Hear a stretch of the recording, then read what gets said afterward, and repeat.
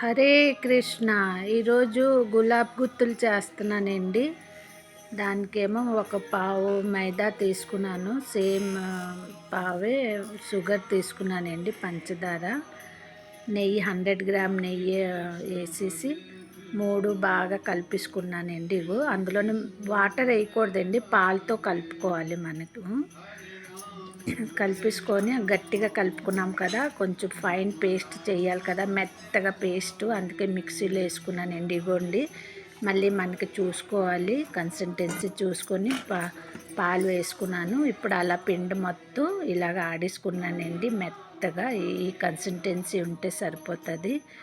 చాలా బాగుంది కదండి, చూడండి ఎంత సాఫ్ట్గా మెత్తగా ఉందో పిండి అన్నీ. ఇప్పుడు మనం ఈ సట్రం అండి, గులాబ్ గుత్తులు చేసిన సట్రం ఇది.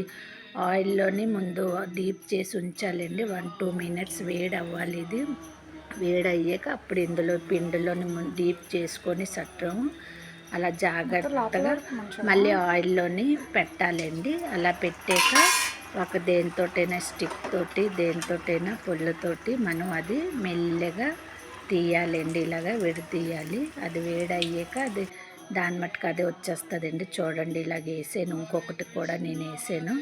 మళ్ళీ ఇంకొక అదిగోండి, ఇలాగ సర్వ్ చేసుకుంటే చాలా బాగుంటుందండి, బ్రౌన్ కలర్. Thank you.